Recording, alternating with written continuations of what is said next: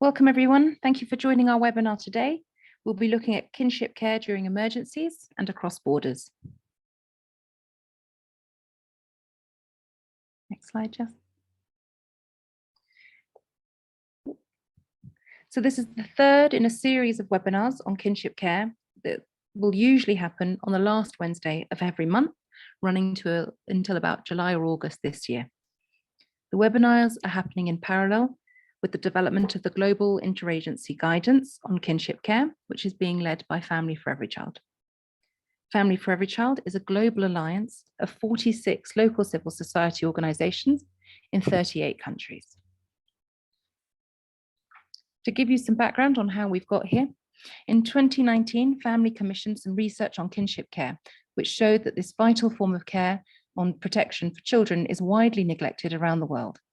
This publication, The Paradox of Kinship Care, made a strong case for greater investment in kinship care. Emily's just sharing the link in the chat to the publication. The guidance and webinar series now seek to demonstrate how to effectively support kinship care. If you would like to get involved in the development of the guidance, you can do so by joining the Kinship Care Group on Changemakers for Children platform. We will share regular updates and opportunities to input and comment on the guidance, and we aim to publish the guidance in September or October this year. Emily will be sharing another link in the chat for joining the community. So far in this series, we've looked at what kinship care is, the different forms of kinship care around the world, and how to support needs varies by context. We've also explored how kinship care needs to be addressed in policies, legislation, and guidance, and the role of social workers in supporting kinship care.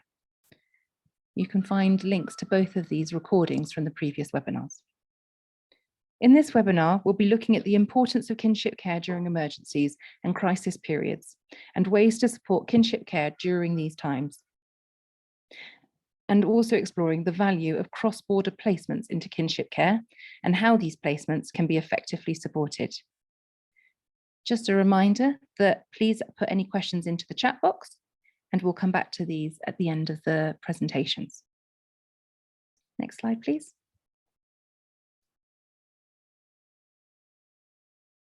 So we have three panelists joining us today. We have Rima Mosen joining us from Save the Children in Lebanon. We have Carolyn Hausman joining us from CFAB in the UK, and Frances Edwards joining us from Family Rights Group in the UK. And we also have Emily Delap from Child Frontiers, who's been supporting the development of the guidance and the other work that Family for Every Child's been doing on kinship care. So to kick off, I'd like us to start with Rima Mosen, joining us from Save the Children in Lebanon and talking to us about supporting kinship care during crisis. Rima, welcome. Hello, everyone. I'm Rima, the Alternative Care Specialist from Save the Children Lebanon office. Today, I will be sharing our experience in the kinship care during the emergencies crisis that Lebanon is suffering and passing through. Lebanon is currently experiencing multiple crises: a nationwide economic collapse, which is followed from the political crisis at the end of 2019, the refugee crisis since 2012, and the impact of COVID-19 pandemic, as well devastating explosion that hit Beirut on the 1st of August 2020. These four impacts of these four crises are reinforcing existing vulnerabilities across Lebanon. As well, dropping additional families into poverty and uncertainty, having devastating impacts on communities across Lebanon. Also, it's worth mentioning that the Lebanese government is illegal, and therefore there's an absence of ministries and all public services. Adding to that all judges, as well the juvenile judges and the social workers from the Ministry of Social Affairs, are also on strikes. All over this crisis, in the absence of the government, absence in all the ministries that supporting children in Lebanon, the kinship was one of the options in order to place children in family-based alternative care. With all over high child protection needs, the demand for protected alternative care services continues to increase with the social economic situation in Lebanon and the collapses in the assistance and social service, as well the physical and the mental well-being of people continue to worsen. Noting that Lebanon is hosting refugees, which are Syrian refugees and Palestinian refugees. 10 years into the Syria conflict, Lebanon remains on the forefront of one of the worst humanitarian crises, where the government of Lebanon estimates that the country hosts 1.5 million of the 6.6 Syrian who fled to the conflict since 2011. Due to the huge influx of the refugees and that they have a significant impact on the Lebanese population, who were considered most vulnerable to the socioeconomic crisis that pushed almost the entire Syrian refugee population into a situation of severe protection vulnerabilities. As well, lack of the access to the basic social services, protection, and livelihood opportunities among the displaced population and the host community has increased the vulnerabilities of already deprived families. The increase in the violence, exploitation, abuse against children in the home, communities, and schools are recognized as priority for the response, where most of the residential care in Lebanon is the predominant form of alternative care available, especially for girls and boys that are Lebanese. And almost other nationalities, especially refugees, they are very limited places in such alternative care placement. So the only option was to have a non-formal family-based option, which is the kinship care arrangement. So this form of kinship arrangement was focusing on an assessment that the caseworkers conduct to ensure that the children really are in the safe place where they're placed with their extended family, and also all the needs, their views, and the best interests are met. Okay. As for Save the Children, we were implementing this pilot that was drafted and implemented in 2019. This pilot was targeting children in need of protection from abuse, neglect, who have already been separated from parents or at high risk of this separation and in need for family-based setting care. This pilot aimed to continue to wider efforts in Lebanon to ensure that children can grow up within families, noting that Lebanon suffers now from economic crisis, where the prices of the basic needs are increased up to 10%, lack of basic needs, especially for milk, for newborn babies, lack of fuel, and other basic needs that families are not able to cover, and even the salaries that the refugees are taken are not able to cover all the basic needs and the core relief items of their children and the family. This pilot focused also to provide technical procedure for social workers to assess, match, and place support alternative care. As I mentioned, because mainly in Lebanon, there is one formal care arrangement which is residential care. So this pilot focused on the technical procedures for all social workers from the Ministry of Social Affairs, and also the social workers that are implementing alternative care, which are very little now. We are Save the Children, Himaya, it's a local organization, and IOC and the Ajluzam. Mainly to support extended family members to host children, whether emergency placement, short-term placement, medium and long-term placement. Our aim in this kind of family-based alternative care kinship is not to place the children long-term or forever, to place them emergency, temporary, in order to support the biological family, if it's possible, to reunify the children with them on the long term. Also, this pilot focus on the decision for a child to go into alternative must be based on comprehensive and holistic assessment of the child's situation and be in their best interest, whether really we should take the child from this family and placing him or her in different alternative care, or the best interest to keep the child and to support the family. Okay. Some key activities in relation to support kinship in Lebanon was to ensure that children are at risk of having experienced abuse and neglect with their parents or extended family member, to give the social workers the option to place children in other family settings such as kinship or foster care. Extended family caregiver should be always explored as an option before the option of placing the child in a host family or other residential care. Also to maintain the contact and the children are reintegrated into their biological caregivers as soon as possible when it is possible.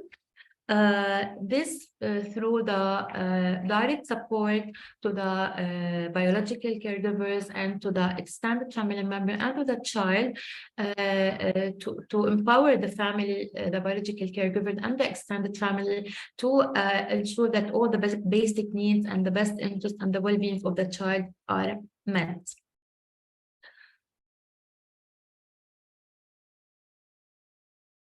Okay, the crisis have affected the needs for the kinship.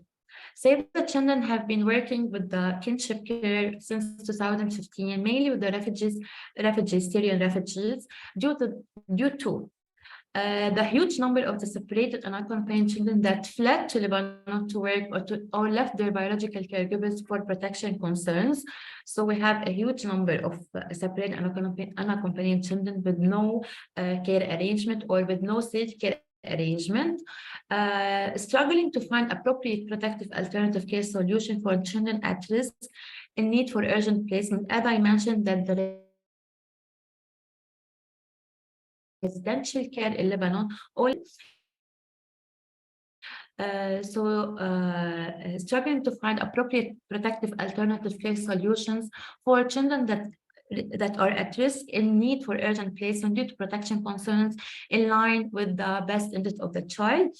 SCR Save the Children work on the best interest and the well-being of the children while placing in kinship, taking into consideration that this kinship care arrangement are able to ensure the basic needs of the child, the medication of the child suffers from chronic illness or other illness, and the well-being of the child by meeting all the needs, with basic needs for relief items and other specialized mental health services if the child is really in need, providing the extended carers with parenting skills, empowering them to support the child and to recover for the long term and to sustain the arrangement, not to have a breakdown in the arrangement, referring children for specialized mental health support when it's needed, as well providing case management for the child, for the extended family, and for the biological caregivers through a well-developed and designed care plan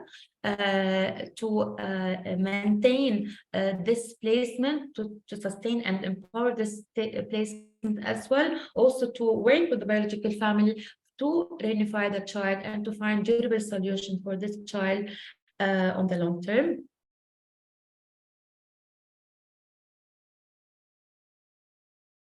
Okay. Save the Children has supported kinship also through awareness about the risk posed by the institutional care. We really believe in that the institutional care are not in the best interest of the children. We believe that the family-based alternative care is the most suitable for the well-being from the emotional development, physical development, and for the well-being of the child. So we raised awareness about the risk posed by the institutional care, increased understanding of the community attitudes toward family-based alternative care through delivering social behavior sessions, which focus on different child protection topics such as violence, child marriage, child labor, as well disseminating family preservation and family unity key messages. This helps us very much in identifying foster carers to host children that are not biologically related to the child, as well support the community in the family relation, especially in kinship care. So this was one of the things that Say the Children work on. Also, contact training for the extended family in order to ensure that this family is really well selected and well able to provide all the support for the child. So as Say the Children conducted trainings for the extended families that are matched with the child needs and the view on the Say the Children Kinship and Host Family Toolkit. This toolkit aims to strengthen the capacity of the caregivers to provide adequate care for the hosted children, as well ensuring the appropriate development of the children is physically, emotionally, mentally, and socially. As well, in order to ensure this placement and to sustain this placement, we have to link the family with social protection services, with livelihood, in order to ensure that this placement is sustained and not to have breakdown in the placement, because we already know, the child, if the child move from one placement to another, it is something harmful for the child.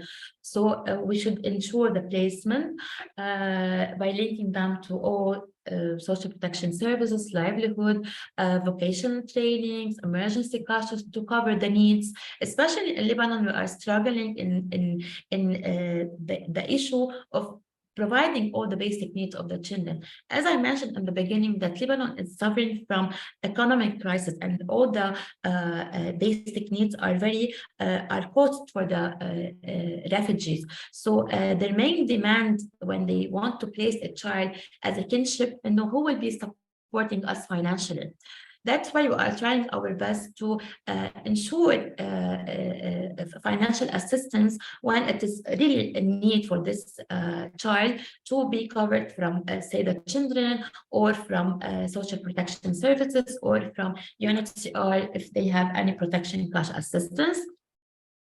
As well, it is something to mention, it was good to also build the capacity of the social workers and the case workers on alternative care, because alternative care, family-based alternative care, is nothing new in Lebanon, and not all the actors, the case actors, demand alternative care. So it was good to train them and to have this discussions whether the child is really in need for alternative care placement, or the child should be remains with his biological biological placement. So this was through trainings, the case discussions, and case conferences.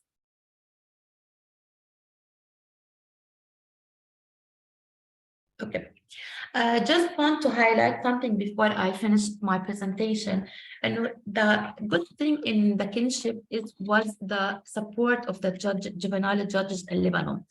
It was hard to convince the juvenile judges that the family-based alternative care is in the best interest for the children, not residential care, because in their opinion and their practices, it's better for the child to be placed in an institutional residential care, not in family-based care, noting that the law 42, which focus on the child protection, mentioned to place a child in a safer place. The law didn't mention what kind of this placement, whether family-based or whether residential care. So we have many meetings and discussions and case studies and lessons learned with the juvenile judges to start referring cases to kinship instead of residential care or other types of institutional care. Thank you so much, Emily, and thank you so much for all. Thanks, Rima. That's been really interesting. Thank you for sharing about your experiences of piloting non-formal kinship care in such a complex context with so many different factors to take into consideration. That's been really interesting. Thank you. I'm now going to hand over to Carolyn, from CFAB in the UK to talk to us about supporting cross-border kinship care. Carolyn, welcome. Thank you. Thank you so much for having me today. I'm Carolyn Houseman. I'm Chief Executive of Children and Families Across Borders. And if we go to the next slide, I just wanted to sort of put in context what I'm going to say over the next 20 minutes. And we've obviously just heard about the particular case of Lebanon, but I'd like to introduce the concept of kinship care across borders or international kinship care. I'll tell you a little bit about CFAB and why we might be well placed to talk about this concept. We'll look at what international kinship care is, including through a few emergency scenarios, and then spend some time thinking about what structures should be in place to support good international kinship care practices, particularly in emergency or crisis situations. So we can go to the next slide. And probably even the one after that, perfect. So, nope, yep, the earlier one says CFAB about us. So CFAB, Children and Families Across Borders, we're the UK branch of International Social Service, which is a network across 120 different countries around the world. CFAB was established just after World War II. We're the only NGO in the UK which specializes in the provision of inter-country social work. And in particular, we provide assistance to vulnerable children in public law and private law cases. Although I think it's important to clarify that almost all of the kinship care cases that we'll be working on will be children who become what we call looked after in the UK or who enter the statutory care system, so not informal kinship care arrangements, and they're looking to join family members overseas. So basically, we've been doing some form of international kinship care for nearly 70 years. We go to the next slide. Just to briefly mention the International Social Service Network. I mentioned we're the UK branch. It was established just after World War I, so coming up on 100 years of existence. And I think what's interesting about the ISS network and the partners that CFAB works with is it's really an amalgamation of government agencies, central authorities, and charities, and that will vary quite a lot depending on how well-developed social service systems are in different countries, what the approach to child welfare is, whether or not social services is an accredited or regulated profession, etc. So we're really working across quite a few different systems to support kinship care. We go to the next slide. I'll just briefly tell you a little bit about our services so you get a sense of what we do. We have a free advice line that's open 5 days a week, staffed by inter-country social workers, and we get calls from the UK and all around the world from social workers, from families, from public health professionals, all who are concerned about a vulnerable child who potentially has links overseas. And building on that, we offer a number of services, everything from passing on child protection alerts to other countries. So where we think a child has been taken overseas and needs safeguarding, through to welfare checks in other countries, social service checks to inform child protection investigations or social work assessments here in the UK.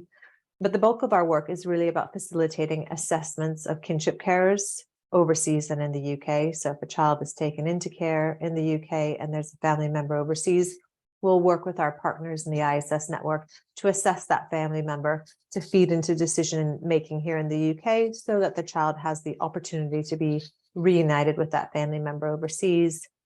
And we don't just stop there. We do a lot of the pre-placement training for carers and post-placement support to ensure that that child and the family has the best possible opportunity to remain together, particularly in consideration of the difficulties of arranging that cross-border kinship care and the particular trauma that the child may have been through. We also run a number of special projects to support asylum-seeking, refugee and immigrant children in the UK as part of our family reunification service. And that ranges from offering best interest assessments to unaccompanied minors overseas through to doing support for recently reunited refugee families here in the UK. We go to the next slide. I just want to briefly acknowledge the other services that our partners overseas offer. CFAB doesn't do that in the UK, but it's quite a wide remit of knowledge and services. So if we go to the next slide, and what is international kinship care? You've got a definition there on your screen, which hopefully many of you are already familiar with. So family-based care within the child's extended family or with close friends of the family known to the child, and that can be formal or informal in nature. For CFAB, international kinship care is very much twofold. It's about ensuring the exploration of family-based care, including the consideration of families overseas, so making sure that the child's right to family is free from geographic discrimination, as well as helping to facilitate the placement of the child's overseas if the care is assessed positively, and I'll talk a little bit more in detail about what that looks like. And if you don't have the right national framework in place to consider international kinship care, it's going to be incredibly difficult to support kinship care, international kinship care during emergencies or crisis situations. So I'll give you some examples of that in a moment. And this brings me to my next slide on equity and permanence planning. So this is a concept we've been working on together with colleagues around the world through the ISS network. It's really based on the sort of foundational UNCRC, UN Convention on the Rights of the Child articles listed here. All of the articles, of course, important and interdependent, but these articles in particular help support the notion that the child has a right to have family members overseas explored, and to ensure that that exploration of a family is free from any kind of discrimination. And that's in order to achieve the best long-term outcome for the child. As Rima was mentioning earlier, there's a lot of evidence that shows that it can be in the best interest of the child to remain within family care. We're developing a set of guiding principles to empower child protection systems globally, to have that child rights approach, and clarify policies and protocols to ensure family placement options are explored for children who can no longer be cared for by their parents. And you can look out for that probably in autumn this year. Right, so let's turn to some of the scenarios of what international kinship care looks like, particularly in sort of crisis or emergency situations. So the first scenario I want to share with you is one around asylum kinship care. So we have Mohammed and Samir, who are aged 23 and 13 years old. They're cousins, originally from Syria. Samir left Syria with his sister and mother, but lost track of them during his journey. He knew, though, that his cousin Mohammed was in the UK. Now, Mohammed was an unaccompanied asylum-seeking child himself when he first arrived in the UK several years prior. And both Mohammed and Samir, when they were in Syria, witnessed Samir's father being shot outside of their family home. So some significant trauma that they've both experienced.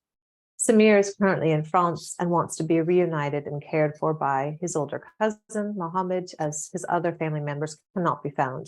And he wants to make his asylum application in the UK. So this is a common situation we see, but it's becoming increasingly difficult in the UK for children to be reunited with their families, particularly if those family members came, for example, on a work permit, as opposed to, as an asylum seeker, and therefore they don't have refugee status, or, excuse me, if those family members were not living together prior to fleeing their home country.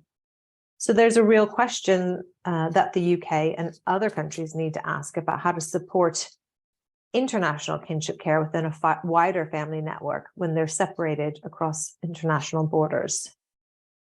So the second scenario I will look at is Elisa. Elisa is 13 years old and arrived to the UK from Ukraine last year and has a refugee status. Her mother passed away years ago, and her father brought her over to stay with a close family friend and then returned to the Ukraine to fight in the war. Elisa just learned that her father has been killed, and it's not clear who has parental responsibility for her, but she is clear that she wishes to go to Poland to stay with her maternal aunts. Now, presently, there's no guidance in the UK for our authorities to search for family members of refugees outside of their country of origin. Poland happens to be part of something called the Hague Convention 1996, which potentially makes it easier to cooperate with foreign social services. However, there are 150 countries which are not part of this convention, and it is not easy to cooperate with social services to find family members and reunite children with their family. And then the final scenario I want to share with you is Farah. Farah came to the UK from Bangladesh, where with her father when she was 2 years old. She's now 7, and her father has passed away from stomach cancer. Although she has some extended family in the UK, she's managed to contact her mother in Bangladesh, who is an operations manager in an IT company. She'd like to be reunited with her, but the adults around her in the UK tell her to remain here for better educational opportunities. So again, this is a scenario that I've included because we come across it quite a lot when a parent or close relative is essentially rejected because they're in another country, a country that's, for whatever reason, deemed to be not as good as being in the UK. So the question becomes, thinking about the UN Convention on the Rights of the Child, you know, what is in the best interest of FARA and who determines that? How are those articles in the UNCRC really taken into account? So hopefully you get a flavor of what international kinship care looks like. And I'd like to share with you a little bit more what the situation looks like in the UK and how international kinship care is treated, why it's important to embed international kinship care in domestic policy and legislation, and how this can affect so many other countries. So you've got a graph on your screen. And you can see here an ever-increasing trend of non-UK or non-British born population in the UK. So the dark blue line is non-UK born, and the light blue is non-British nationality. There are 154 nationalities in the UK, which means that there are likely to be family members in at least 154 countries. So if we look at the next slide, I think this just gives you, again, a little bit of the context. It's worth remembering that there are more children on the move and families separated by borders than since World War II. 50 million children on the move worldwide. International kinship care certainly has to be a consideration. If you look a little bit more micro and looking at England and Wales, out of all live births in England and Wales, so children born in England and Wales, just over a third had at least one parent born outside of the UK. And if you look at London, for example, 2/3 of babies are born with at least one parent who's born outside the UK. So certainly, very international country. We estimate that there are over 18,000 children in care in the UK who have family members overseas. So we look at the next slide. So 18,000 children in care in the UK with family members overseas. Are those children accessing their right to family if family is international? So we tried to find this out through something called Freedom of Information requests, where we can ask for release of data from UK local authorities. We did this across a number of years, but I've chosen to share 2019 with you because from 2020 onwards, we think that the data might be a bit altered because of COVID. So it was less likely that children would be able to even cross borders because we were all in lockdown. So what were the results? In sum, only 0.05% of children in care are successfully placed with family outside of the UK. So effectively 0%. It's extraordinarily low. And in fact, it's raised, Northern Ireland raises the bar quite considerably for the rest of the UK. And yet, if we look at the next slide, in CFAB's own research, we found that 1 in 3 cases where international families explored through CFAB results in an international placement. So children are successfully reunited with families overseas in a third of the cases that we sampled. Now, it's important to note that we don't always know the accurate placement rate because it may be that the courts don't inform us of the outcome for the child, whether or not they remained in the UK or are placed with families overseas. And so if we actually remove the cases where we don't know the outcome for the child, we're looking at a placement rate of around 50%. So 1 in 2 success rate for children who have family members overseas explored, they end up being reunited with the family overseas. The next slides, I mentioned earlier the Hague Convention 1996. I said Poland was a signatory country for it. And I thought I'd just share with you or remind you, if you're already familiar with it, the countries which are signatories to the Hague Convention 1996 and which have set up central authorities to help cooperate on cross-border child protection and parental responsibility cases. And then on the next slide, I'm sharing with you the calls, a selection of the countries that were inquired about through our advice line. So we know that between 30 and 50% of CFAB assessments result in a placement overseas. And we think that this could be actually far higher if we look at the 18,000 children in care who have family members overseas and the number of countries that we get inquiries about. So I say we actually received and processed cases with 132 different countries in 2020-21, but it was about the same last year as well. So then if we turn to what good practice looks like in international kinship care. Oh, actually, we've got, yeah, sorry.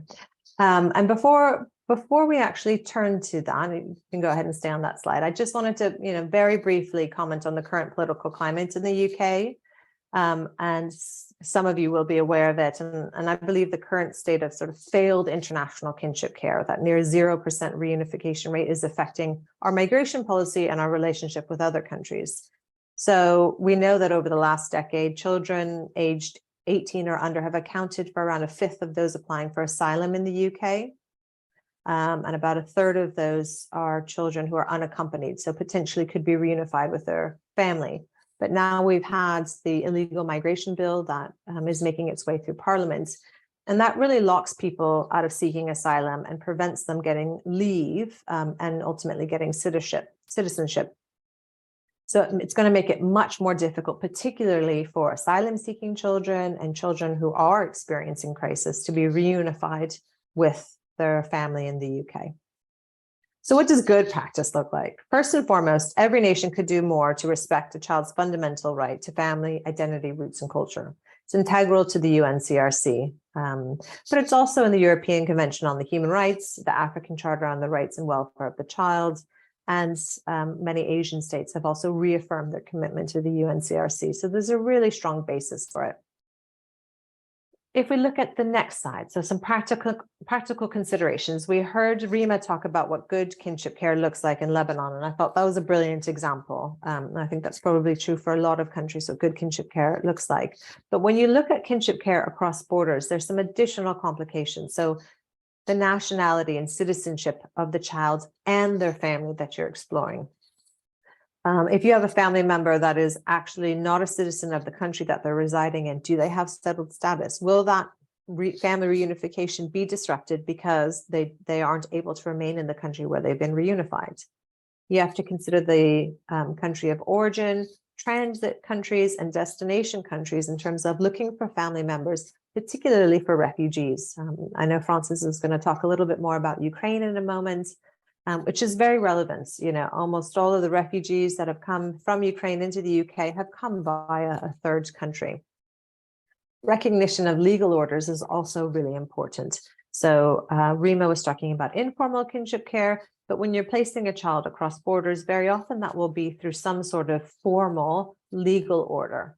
And unfortunately, it's the case that the legal orders that you have in country one may not reflect to the legal orders that you have in country two, which means that the rights and responsibilities attached to caring for the child will change. So if we have a special guardianship order in England, that might become an adoption order in Nigeria, or it might become foster care in Poland. And that will be a very different arrangement for the child, depending on where they're going. It's also important to recognize that, placing a child across borders, potentially in a different language, different culture, different religion, obviously different time zone, etc., needs support in that transition. It's an additional layer of complication for the child that needs to be addressed. Contingency planning is always really important. If there is family breakdown, who is responsible for the child? Is it the sending country or is it the receiving country? Because I can tell you from personal experience, there isn't agreement between sending and receiving countries who is responsible for the child.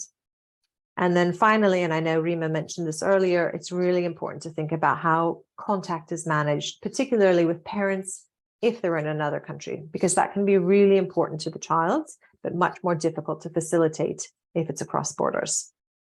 So I hope that's giving you a bit of a flavor of what international kinship care is and how it can be very complicated. We have developed an international kinship care guide, which I did post on the Changemakers for Children platform last night.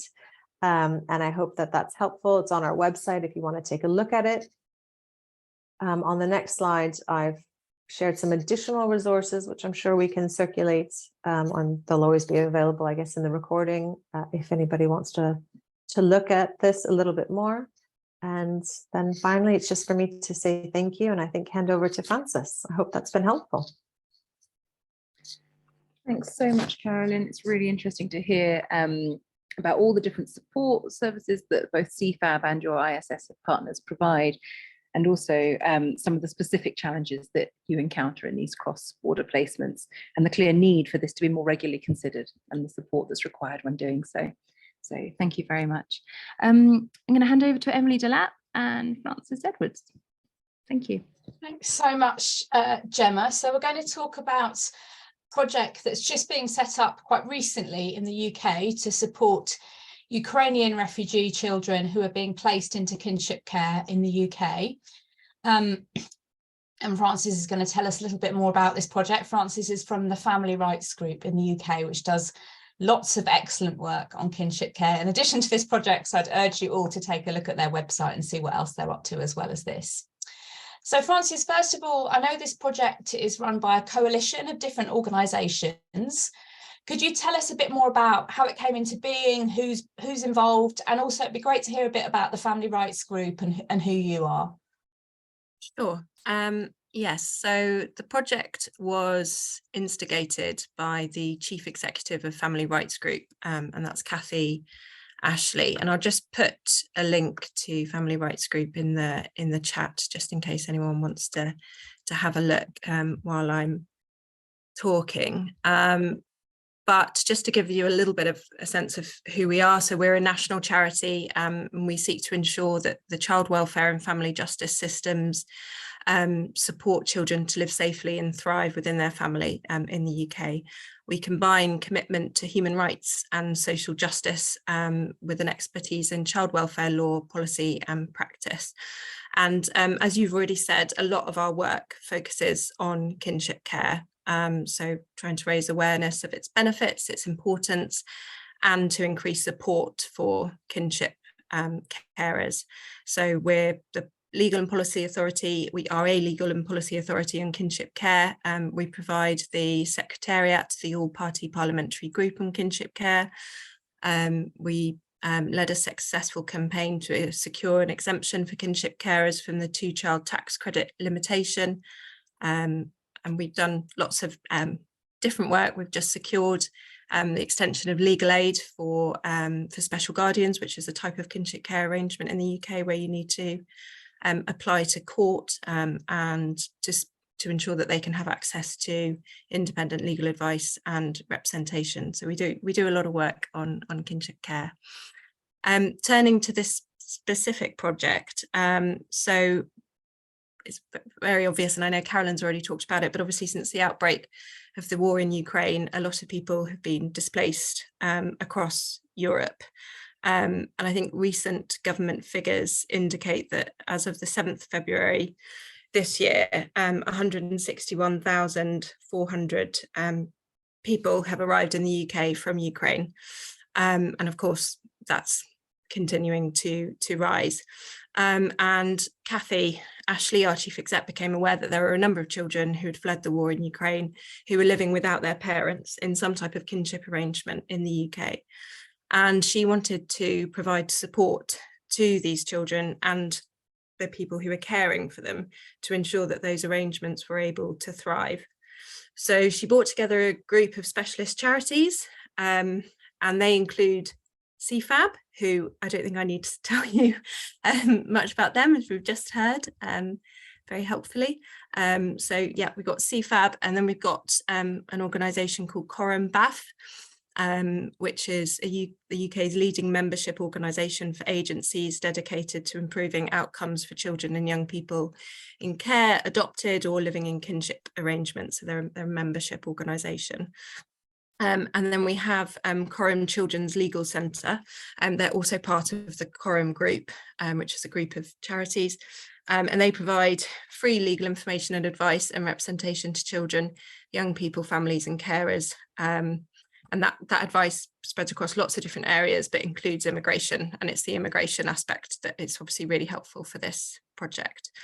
And finally, I should say very importantly that Save the Children agreed to fund the project, which, yeah, so. Wonderful. Thanks very much for that. Such a great initiative of collaboration across organisations. Can you tell us a bit more about the project and about some of its main goals and its activities? Sure. I think, yeah, so if I explain maybe in a little more detail about sort of why it's really needed, and then that might give you a sense of kind of, yeah, some of the things we hope to achieve. So in England, the entitlement and eligibility of children living in kinship care and their carers for different types of support, so that includes practical, emotional, financial, is largely dependent upon the child's legal status and the type of arrangement that they're living in. And in addition, there's also significant variation between different local authorities, and that's in the level of provision and also just the level of transparency of what's available. And I mean, basically the system is really hard to navigate if you're a UK citizen, but it's obviously much harder if you're newly arrived to the UK and English isn't your first language and all the rest. So, and it's also really important to remember that these children have likely experienced trauma. They're very likely to have experienced war. They're definitely experiencing displacement. And so it's very likely that these children and those caring for them need support. There's also it's very complex on the immigration side. So Home Office rules and guidance and the expectations on local authorities and their staff remain unclear really, and have been subject to lots of changes in the last year. If it's helpful, there are kind of 3 routes for Ukrainians to come to the UK and different levels of kind of support for the children depending which way they've come, and also different duties on local authorities depending on the route that they've come in. And on top of that, so I'm just sort of explaining why it's so complicated. It may be that these kinship arrangements have arisen in many different ways. So it could be that the child left Ukraine with an adult relative and arrived in the UK with them, so not their parent.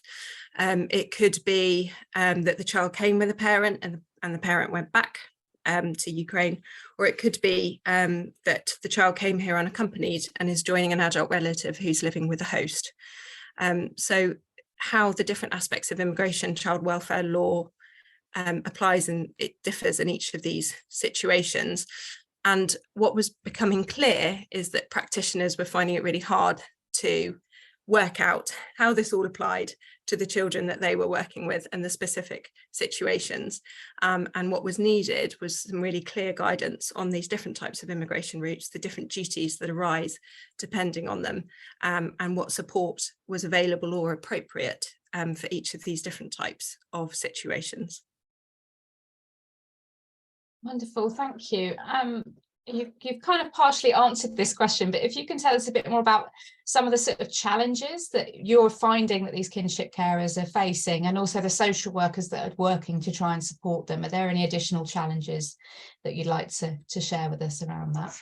Yeah, sure. So I think, yeah, I've highlighted the kind of the complexities that that led this project into fruition. I think giving a couple of examples of the types of situations and the kind of challenges that arise within each of them might help. I know Carolyn has already given one example of a Ukrainian child, but one example, and I hope that this isn't too technical, but one part of the project that we've had to really consider, one kind of situation we've had to really work out what the legal position is when a child might end up living with a host. So that's someone who, so one of the routes where you can come to the UK is if a UK national agrees to host a Ukrainian national. And there's various checks that they have to go through. But for whatever reason, there are situations where a child may end up living with a host without a parent. And that could happen because the parent could have come over to live with the host and the child, and then the parent went back to Ukraine. Or it could be that that child has an adult relative living with the host and they've decided to come over and join. And what became clear is that there wasn't very clear guidance about what type of processes local authorities should follow in these situations. We have something in the UK called private fostering. Well, in England, it's where someone who's not a parent or a close relative looks after a child under the age of 16 for 28 days or more, and there's a framework that oversees that. And we had to sort of have conversations with the government about how this private fostering arrangement might apply in these type of situations, even when it doesn't meet the statutory definition. And so that was kind of quite complicated. And the guidance generally is that local authorities have to apply a framework, even if it doesn't meet the kind of legal status, and have to undertake a certain level of assessment in those situations. Another example might be if there is a child who has come over with a relative because their parents have died in Ukraine, and they're coming to join another family member here, but it's unclear, what type of legal orders might be appropriate, who's going to have parental responsibility for the child, and what, if anything, if there's anyone in Ukraine who has parental responsibility for that child. So lots of issues. Sounds like quite a challenge. And have you got any ideas? I know it's quite early days in this project, but have you got any ideas about the kind of some of the future activities, the guidance that you're going to be developing, or the support, in addition to what you've already explained to us? So yeah, the hope is that we will create some really clear guidance that practitioners can use, and we're sort of at the moment working out how that can be most accessible for those who want to use it. So it could be, I think at the moment it's likely to be key questions that arise in each of these situations, such as who has parental responsibility, what duties do children's services have to support, is there any financial support available, and everything else. So yeah, that's kind of where we're at the moment. Wonderful, thanks so much. We're hopefully in a few months' time we'll be able to come back and hear a bit more about some of the work that you've been doing, and hopefully we'll be able to share via the Changemakers platform, the group that we have on kinship care there, some of the documents and guidance that you do eventually develop, because I'm sure it's relevant in other settings as well. Yeah, sure there are other countries experiencing the same kinds of challenges. Yeah, and we hope to we'll certainly be publishing any guidance that we produce, and we'll be translating it into Ukrainian as well, to ensure that it's sort of accessible for as many people as possible. And we're really hoping that it will ensure that these children and families have the access to the support that they need. Great, fantastic, thank you. Great, so we're now opening up the floor to question and answers. If people can type those into the chat box. I can see we've got just one question that we've I think has mainly been answered already, which was about ensuring that CFAB is how much it supports and collaborates with other organisations to support the reunification of children in orphanages in sub-Saharan Africa. Caroline, I can see that you've answered that, but did you want to add anything else to that? No, only to say that, I guess maybe to add that one of the things that CFAB does is we're the representative for the ISS network as an accredited Commonwealth organization. And so we've got a big focus on the Kigali Declaration on Childcare and Protection Reform, which I don't know if participants are familiar with. And a big focus within that declaration is sort of deinstitutionalization and move away from orphanages to family-based care. So we will be in cooperation with a lot of other organizations hosting a series of information sessions and producing guidance materials for Commonwealth countries in particular on supporting childcare and protection reform. I would just say, please do reach out if you're interested in that and, would like to get in touch. It's definitely possible. Wonderful. Thanks so much. If anyone else has any other questions, if you can just pop them into the Q&A box, that would be brilliant, and we can come to them one by one. Just while we're waiting for people to put some questions in there, I had a couple of questions myself. The first one was to Rima. You mentioned sort of some of the mental health support that Save the Children is providing to carers, kinship carers and children. Could you tell us a bit more about the kind of mental health or the emotional well-being impacts of the crises in Lebanon, and sort of how you're addressing that within the support that you're providing to kinship care families? Okay, due to the crisis and the pandemic and the Beirut blast, most of the families are suffering from emotional distress. So they are in tension in relation with their children or the relation with their families. So there was a big need for emotional support for caregivers. So we implement individual sessions with the caregivers and children, which based on home-based emotional support, and also emotional support within the group of caregivers. As well, when we identify a case of caregivers or children in need for more specialized, we refer them to a psychologist. We have internal psychologist who is supporting the alternative care team. So whenever we assess or identify symptoms of distress or any aggressivity or disorder in the behavioral, we refer them to our psychologists, and integrated the child or the caregiver with other focus group discussions, whether for psychosocial support activities or emotional and parenting caregivers sessions. Wonderful, thank you. And Rima, just another question for you is, do you have any thoughts about the sequencing of support that you give to caregivers? So is it important to first of all give them mental health support, or do you need to give them sort of social protection support first of all, or does it vary depending on the different families that you're working with? Sure, Hela.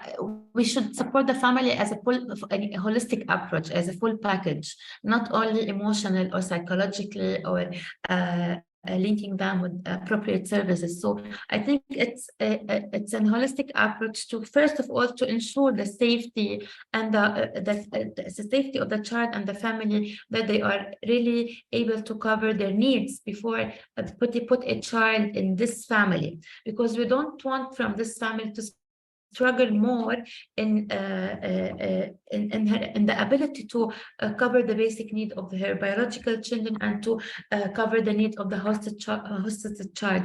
So we should really ensure that the environment of the care arrangement is safe for the child and for the biological children of the host or kinship carers, that to really assess the needs of the family in general and the needs of the child, and to match and to link these needs with the available service providers, to ensure that the family are not struggling in any area, whether emotionally or psychologically or financially. So it's able to cover this the needs, and also to support with the child with love and care, and to support the child to recover from the abuse that he or she was suffering from. Thank you so much, Rima. Just to let everybody know that we had a few technical issues at the beginning of the webinar with sharing some of the links in the chat when Gemma was giving the introduction. So if you have a look in the chat now, you should be able to see some of the links to the Changemakers for Children platform and some of the previous webinars that we've done. We've got a question in the Q&A box. which is, I think, mainly for you, Francis, but others may be able to answer it too. Are there opportunities for kind of exchanges in practice and experiences for those responding to children arriving in the UK from Ukraine and those responding to other conflicts, so we can start to learn how to build systems in receiving countries based on best practice? So have you been able to learn from any other contexts or any other situations when developing this project? Well, Carolyn might also be able to assist with this, but I think the real focus of this project is trying to help practitioners understand the different types of arrangements in the UK and the different types of support that you can access depending on those arrangements, and the very specific immigration routes that the UK have developed in response to the conflict in Ukraine, and how that also affects what support is available for the children and those caring for them. So in some ways, because it is so sort of specific to what's available within the English regime, it might be quite hard to mirror. But I think as a general sort of principle, ensuring that there is guidance which is translated and available for children who end up in these situations in other countries, like I can only think is a good thing, and I'm sure may exist already and I'm not aware of it, but you know, I think it is only a good thing that exists, and certainly something that should be ensured, because they are, both the carers and the children are in very vulnerable and unfamiliar situations, and if there is support available, it's only right that there should be guidance to kind of let them find it and everything else. I don't know whether you have anything to add to that, Carolyn. No, I think that was really well put, Francis. Maybe the only thing to add, I agree that I think Ukraine is particular, and you know, there's certainly been arguments made about more help has been given to Ukraine than other crises, and you know, the fairness around that. Our experience working with, you know, incoming refugee families, supporting Ukrainians is very different from, you know, supporting Syrians or you know, supporting Kuwaiti Bedouin. So I think there is a kind of different approach that needs to be taken. That said, I know that when we started the project with Save the Children early on, there were lessons learned from Syria and Afghanistan that were applied to the response to Ukraine. So I think there are some general principles, cultural awareness, you know, for hosts of who's coming into their home and what would be welcoming to them, for example. And I'm sure there's other, you know, markers of good practice that could be shared, would be important to share. Yeah, and I think just to add to that, sort of parts of the guidance are really addressing how social workers should be undertaking any assessment for need, and just really drawing out the parts of statutory guidance which highlight the need for cultural sensitivity and understanding of the whole family picture, whether that's just in, you know, in the UK, but also in Ukraine, how families might operate differently. And there's a whole, you know, so and that applies in so many different situations. Fantastic. I think experience from other contexts has also shown that often we learn a lot in crisis situations that then has ramifications for wider child protection systems and responses to kinship care. We've got a couple of questions coming through the chat. This one's to Rima. I've worked with people with developmental disabilities who have left their homes and are living in residential care. Do you have any way of helping such people in your work in Lebanon? Okay, working with the children with disability, it's a very challenging because these vulnerable children in need for specific specialized services, whether mentally or physically.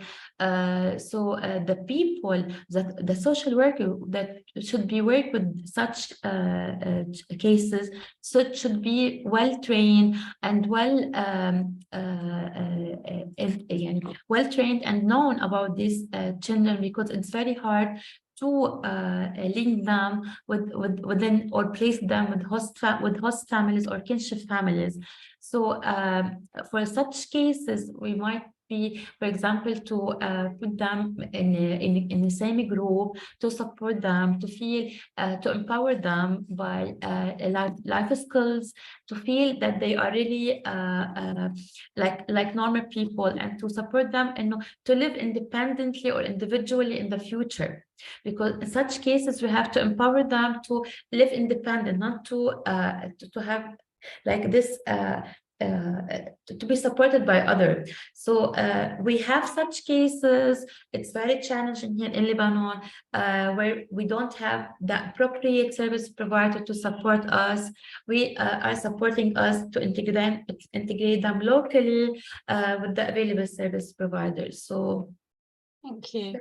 I wonder if Carolyn and Francis have anything to add around, the particular support needs of children with disabilities in kinship care, or in the UK, or in terms of cross-border placements. So from our perspective, it's not an area that we particularly specialize in. The colleagues in the ISS network certainly do, and it is a big focus, as I mentioned earlier, the Kigali Declaration in particular. So I think there's more support and more guidance forthcoming. Yeah, I think it's about looking at the individual needs. We have been successful in cross-border kinship cases for children with different abilities. It's very much about assessment of need and making sure that both the carer can support that, and that the wider support facilities around the carer are there to meet the particular needs. Don't know if you have anything to say, Francis, from a domestic context. Yeah, so I mean, one aspect of the guidance that we're developing really highlights a type of support called Child in Need, which is under one of our pieces of legislation, and it's where essentially it says that children's services have a duty to support and provide services for children that they consider to be in need, and disabled children are all classed as in need. So one of the things, if there is a disabled child, then that child should have access to child in need support, and that's regardless of whether they're living with a parent or a kinship carer. It's that they have to have access to those to that support. But certainly, I mean, the issue of kinship carers, and the extra level of support that they need when they're caring for a disabled child is certainly a live issue, and something we're very alert to, and because it is often much more expensive. It's that's the reality. And they do need extra financial support as well as emotional support often. So yeah, it's something that comes up a lot in our work, and yeah, there are various kind of laws and policies and such guidance around it. Yeah, and I think if I'm right, that disability disproportionately affects kinship care families as well. So there's a higher proportion of children with disabilities and caregivers with disabilities as well. So it's a good question. It's an area that we need to all be familiar with. Okay, I have got a question now from Ireland, asking about the role of assessment in terms of kinship care. So I guess this is how we assess potential caregivers. Rima, did you want to start on that, about how you make assessments of caregivers when you're considering kinship care placements in Lebanon? Yes, we have a specific form to assess the kinship, the extended family, and the friends of the family. The aim of this assessment is really to identify the potential caregivers. For example, if the child mentioned to us, his uncle, his aunt, his grandmother. So we have three extended family members that the child suggested to us, or the caregiver suggested to us. So really, we have to assess the ability of these potential caregivers, if they are able to cover the needs of the child, if are able to match with the view and with the best interest of that child. So this is the aim of the assessment. And the assessment will be outreaching to the number of the family member, more details about their social economic situation, if they want to host this child, the duration, maybe that the extended family wants to host the child for short term, medium term, long term. So in the assessment, we'll have this, the things will be but more clear for us on the duration and the ability, and maybe the family need support. So the area of support where us as social workers can support the family during the implementation of the care plan. Thank you so much. And Carolyn or Francis, did you want to add to that in terms of, how you carry out assessments? I guess, Carolyn, it'd be really interesting to hear how you carry out those assessments when you're doing it in a different country. Or support the carrying out of those assessments. I can leave it to Francis to talk about the different kinds of assessments if she wants to, but I think from an international perspective, the challenge is, special guardianship assessment, for example, which is something we mentioned earlier, is if we ask for a special guardianship assessment in Hong Kong, you're not going to get that. That doesn't exist in Hong Kong. And so a lot of our role is trying to establish what are the sort of most essential things that need to be covered off in an assessment, regardless of how it's called in the receiving country, to ensure that the social worker here in England or in the UK and the courts have the information they need to make informed decision on the care for the child. One thing that's developing, this sort of a new development, which I think might be of interest. So there are a lot of cases between Poland and the UK, a lot of Polish families here in the UK. Poland has actually created its own internal assessment. Polish government has created its own internal assessment form just for the UK, because there are so many requests between the UK and Poland, so that its Polish assessors based in Poland use this special international assessment form to feed into UK court proceedings, which I think is a brilliant example of good practice. It's not easy to do, but if you want to ensure that Polish children have a decent chance at being reunified with family in Poland, you've got to meet those UK court timeframes and assessment standards, and that's what they've done. Fantastic, thanks for that. And Francis, did you want to add anything specifically on assessment from your experiences in the family rights group? Yeah, so it's kind of assessments play different, depending on the type of kinship care arrangement, which I feel like is my answer to everything. But for example, under a special guardianship order, as Carolyn's talking about, which is a type of legal order, which is designed primarily for kinship care arrangements, there are sort of very specific guidance around the type of assessment that's undertaken at that stage, and the court has to be assured that the carer is will meet the needs of the child, and that, very clear specifications for that assessment. But there are also lots of kinship care arrangements that exist without any assessment taking place at all. So a private family arrangement where it's been agreed between a family member and children's services haven't been involved, there isn't necessarily always an assessment.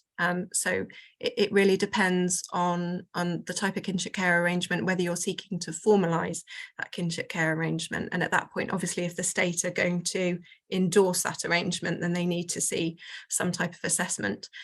We have an assessment guide that Family Rights Group produced about best practice when completing kinship assessments, because we were concerned about this sort of wide variety of different types of assessments, and there is also quite a lot of debate about the bar that family members have to cross in terms of passing that assessment, and whether it's high enough, whether it's too high.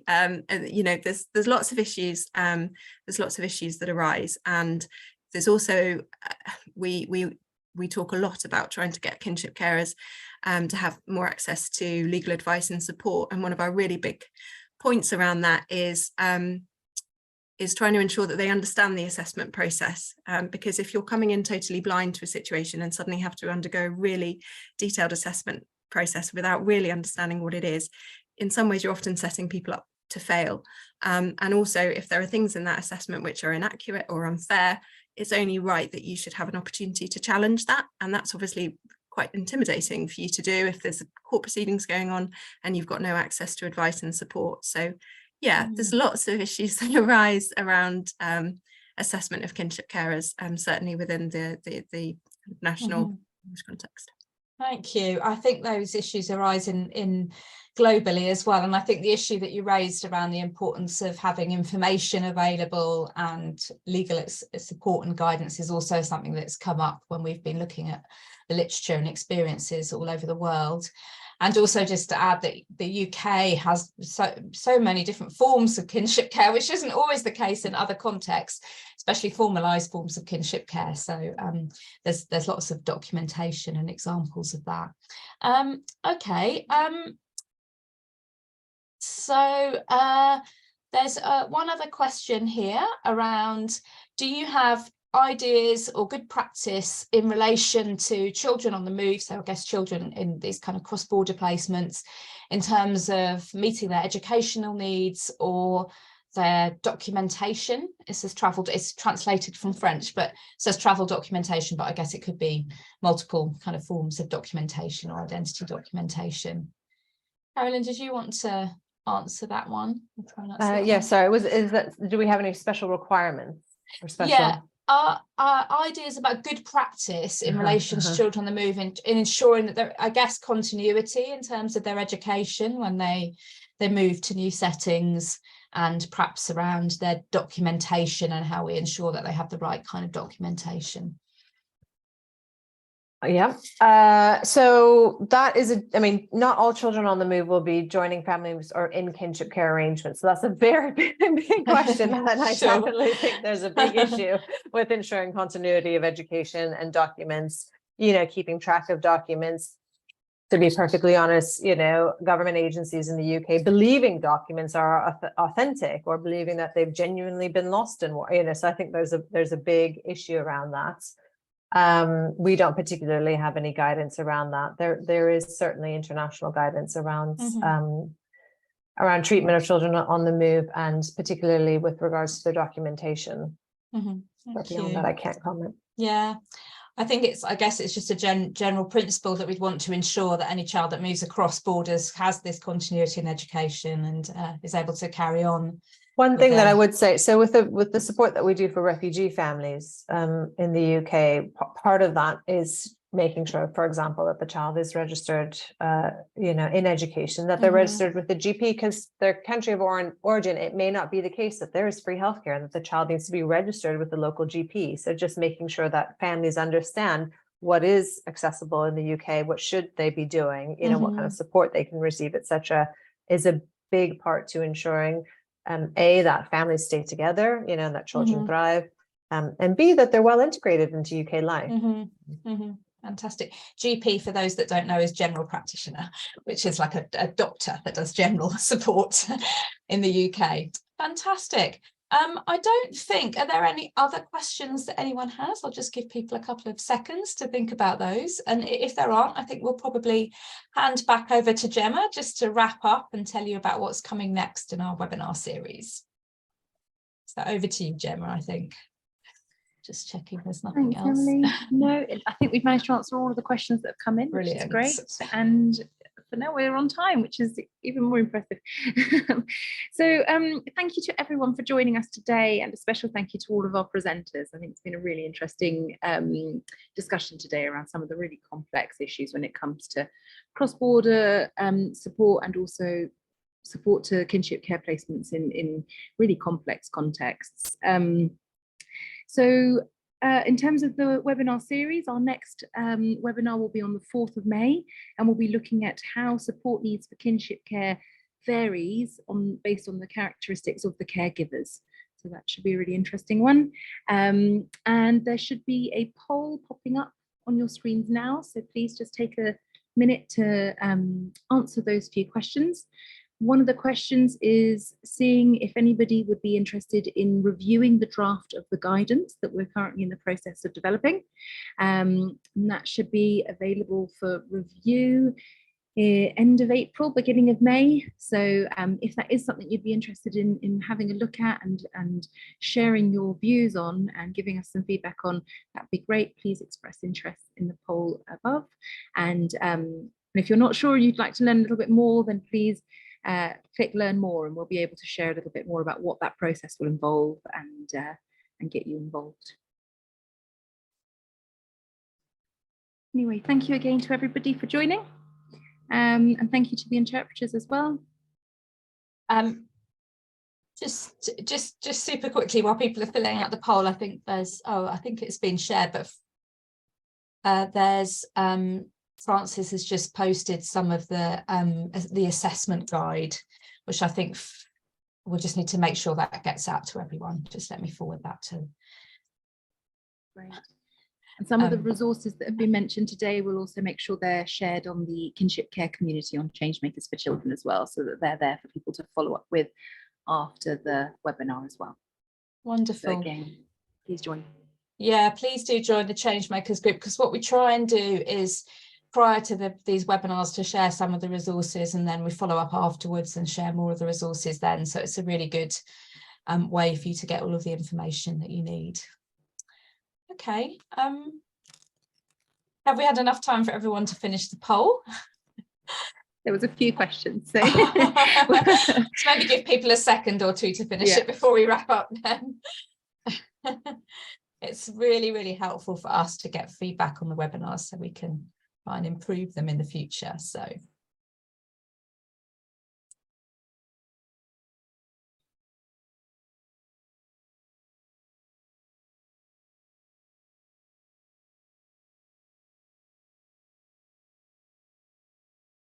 brilliant. Should we finish up, Gemma, do you think? Yeah, I think that's it from us today, and I hope we can see you all on the 4th of May for our next webinar. Thank you again to Carolyn. Wonderful. Thank you so much. Take care, everyone. Thank you so much. Thank you. Bye, everyone. Thank you.